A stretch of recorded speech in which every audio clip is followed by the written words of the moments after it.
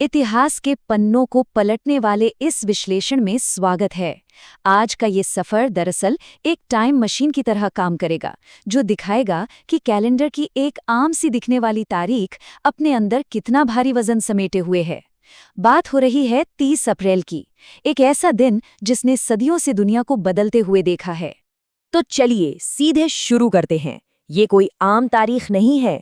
हम लगभग 1000 साल के इतिहास में उन रोचक घटनाओं को देखने वाले हैं जो सबकी सब, जी हाँ, सबकी सब 30 अप्रैल के ही दिन घटी हैं।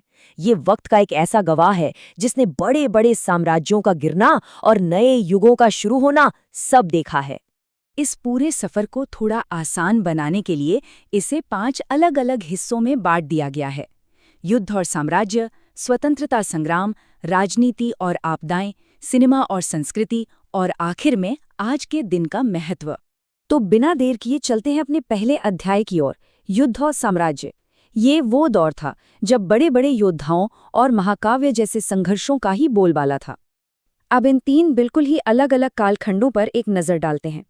साल 1330, ठीक 30 अप्रैल का ही दिन था जब मंदिरों को लूटने वाले महमूद गजनवी की मृत्यु हुई थी।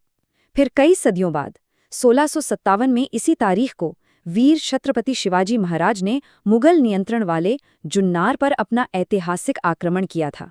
और फिर आता है 1837 का साल, जब सिख सेना के महान कमांडर हरि सिंह नलवा ने अपनी आखिरी सांस ली। वैसे इतिहास को याद कैसे रखा जाता है, ये देखना भी बड़ा दिलचस्प है। उदाहरण के लिए, काफ़ी समय बाद 1996 में ठीक आज ही के दिन थ्योर के श्री चिंतामणि मंदिर में माधवराव पेशवा को सम्मानित करने वाले एक स्मारक का आधिकारिक उद्घाटन किया गया था। यानी अतीत की यादें सदियों बाद भी जिंदा रखी गईं। खैर, अब आगे बढ़ते हैं दूसरे अध्याय पर, स्वतंत्रता संग्राम। ये एक ऐसा युग था जो आध्यात्मिक नेताओं, आज़ादी की कड़ी लड़ाई और बड़े सामाजिक बदलावों के लिए जाना जाता है। इस दौर की एक काफ़ी महत्वपूर्ण आध्यात्मिक शुरुआत साल 1896 में हुई, जब 30 अप्रैल को ही महान आध्यात्मिक गुरु आनंदमयी माँ का जन्म हुआ था। अब इतिहास के इस अजीब से विरोधाभास या संयोग को देखिए। ये सच में थोड़ा हैरान करने वाला है। एक तरफ 1904 का साल, जब पहली बार आइसक्रीम कोन दुनिया के सामने आया, कितनी हल्की फुल्की सी घटना थी, है ना?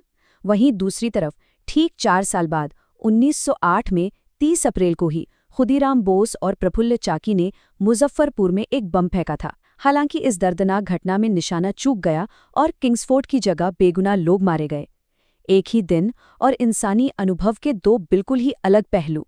इसके बाद साल 1936 में आज़ादी के आंदोलन के दौरान एक बहुत बड़ा मोड़ आया।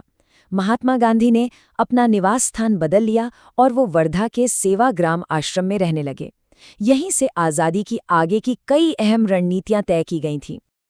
चलिए अब तीसरे अध्याय में चलते हैं, राजनीति और आपदाएं। ये सच में एक बेहद अस्थिर और उथल-पुथल वाला दौर था। 1977 का राजनीतिक भूचाल कितना बड़ा था, इसे सिर्फ एक छोटी सी संख्या से समझा जा सकता है, और वो संख्या है 9। जी हाँ, 30 अप्रैल 1977 को भारत में एक साथ ठीक 9 राज्यों की विधानसभाओं को पूरी तरह से भंग कर दिया गया था। ये बिल्कुल अभूतपूर्व था। और उसी अफरा तफरी वाले साल में इस टेबल से साफ देखा जा सकता है कि कैसे 4 अलग-अलग राजनीतिक दलों ने मिलकर जनता पार्टी बनाने की तैयारी की। जनसंघ, सोशलिस्ट पार्टी, कांग्रेस ओ और भारतीय लोक दल ने एक साथ आने का निष्पक्ष निर्णय लिया। और सिर्फ राजनीति ही नहीं, ये तारीख कई गंभीर सामाजिक तनावों की भी गवाह रही है। जैसे 1982 में कलकत्ता का दर्दनाक बिजन सेतु नरसंहार, या फिर 2017 में नेपाल की पहली महिला मुख्य न्यायाधीश सुशीला कार्की के खिलाफ लाया गया महाभियोग प्रस्ताव, और यहाँ तक कि 2019 में केरल में हुई ISIS आतंकी की गिरफ्तारी। ये सब दशकों के अंतराल में 30 अप्रैल को ही दर्ज किया गया। अब जरा प्राकृतिक आपदाओं की बात करें तो आंकड़े और भी डरावने हैं। 1,25,000। 1991 में बांग्लादेश में आई एक बेहद भयानक चक्रवात में इतने लोगों ने अपनी जान गंवाई और लगभग 90 लाख लोग बेघर हो गए। और तबाही का ये सिलसिला यही नहीं रुका। 1991 में ही एक अजीब घटना हुई जब अंडमान द्वीप समूह पर पूरी एक सदी बाद एक डॉर्मेंट यानी सुप्त ज्वालामुखी अचानक फट पड़ा। इसके अलावा 2012 में ब्रह्मपुत्र नदी में एक बहुत ही बुरी नौका दुर्घटना हुई जिसने 103 लोगों की जान ले ली। इन भारी घटनाओं से थोड़ा बाहर निकलते हैं और बढ़ते हैं अपने चौथे अध्याय की तरफ, सिनेमा, संस्कृति और खेल। यहाँ सिनेमा के इस काव्यात्मक संयोग पर गौर कीजिए। एक तरफ साल 1870 जब आज ही के दिन दादा साहेब फाल्के का जन्म हुआ था, जिन्हें भारतीय सिनेमा का पिता कहा जाता है। वहीं दूसरी तरफ ठीक 150 साल बाद 2020 में फिल्म इंडस्ट्री ने अपने एक बेहद चहेते सितारे ऋषि कपूर को कैंसर की वजह से खो दिया। एक ही तारीख पर सिनेमा का उदय और एक महान शख्सियत का अंत। लेकिन अगर खेल जगत की बात करें तो 2006 में क्रिकेट फैंस के लिए जश्न का एक बहुत बड़ा पल आया था। 30 अप्रैल को ही भारतीय उपमहाद्वीप को 2011 क्रिकेट विश्व कप होस्ट करने के आधिकारिक अधिकार मिल गए थे, और उस विश्व कप में जो हुआ वो तो सबको मालूम ही है। वैसे 30 अप्रैल 2020 का दिन सच में थोड़ा अजीब और अवास्तविक था। एक तरफ ऋषि कपूर जी का निधन हुआ, उसी वक्त WHO कोविड-19 पर एक आपातकालीन बैठक कर रहा था, और बिल्कुल उसी दिन दूरदर्शन पर चल रही रामायण ने दुनिया भर में सबसे ज्यादा देखे जाने वाले कार्यक्रम का वर्ल्ड रिकॉर्ड बना दिया। दुख, संकट और सांस्कृतिक जुड़ाव, सब कुछ एक ही दिन में। और अब आते हैं अपने आखिरी अध्याय पर, आज के दिन का महत्व।